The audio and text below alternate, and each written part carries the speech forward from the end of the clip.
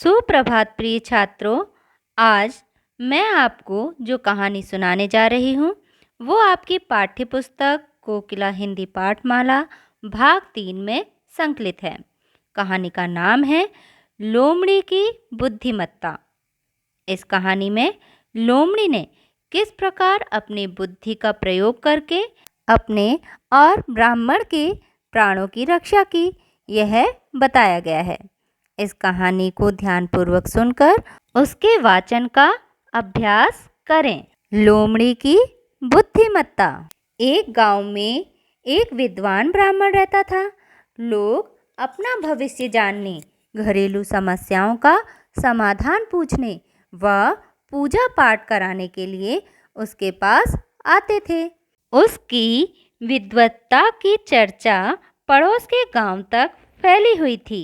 वह अपनी आजीविका कमाने के लिए पड़ोस के गांव में भी आता जाता रहता था।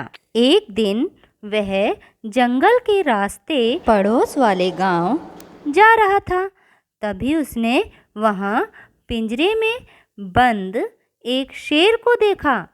शेर ने उसे पास से गुजरते हुए देखकर कहा, हे ब्राह्मण, मुझे पिंजरे से बाहर निकाल दो, मैं बहुत देर से भूखा हूँ। ब्राह्मण ने डरते हुए कहा, मैं तुम्हें बाहर नहीं निकाल सकता, क्योंकि तुम मुझे ही खा जाओगे। शेर ने बड़ी दीनता से कहा, मैं तुम्हें वचन देता हूँ कि मैं तुम्हें नहीं खाऊंगा, बस तुम मुझे इस पिंजरे से बाहर निकाल दो।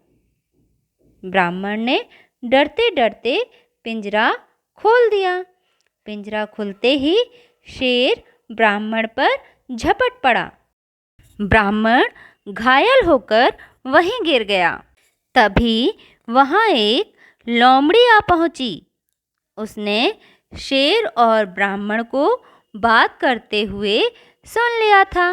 लोमड़ी जानती थी कि शेर यदि पिंजरे से बाहर ही रहा तो उसकी जान को भी खतरा हो सकता है। ब्राह्मण ने लोमड़ी से मदद मांगी।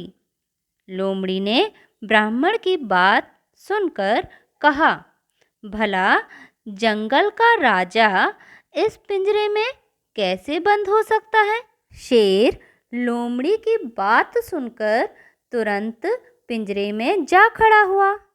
लोमड़ी ने ब्राह्मण से फिर पूछा, यह तो ठीक है कि शेर पिंजरे में बंद था, पर क्या पिंजरे का दरवाज़ा ऐसे ही खुला हुआ था?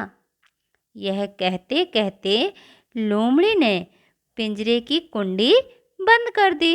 शेर पुनः पिंजरे में बंद हो गया।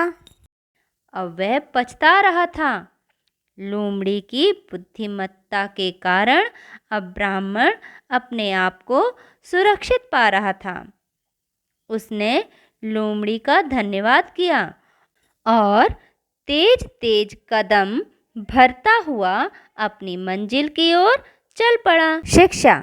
इस कहानी से हमें शिक्षा मिलती है कि धूर्त की बात पर कभी भरोसा नहीं करना चाहिए। धन्यवाद।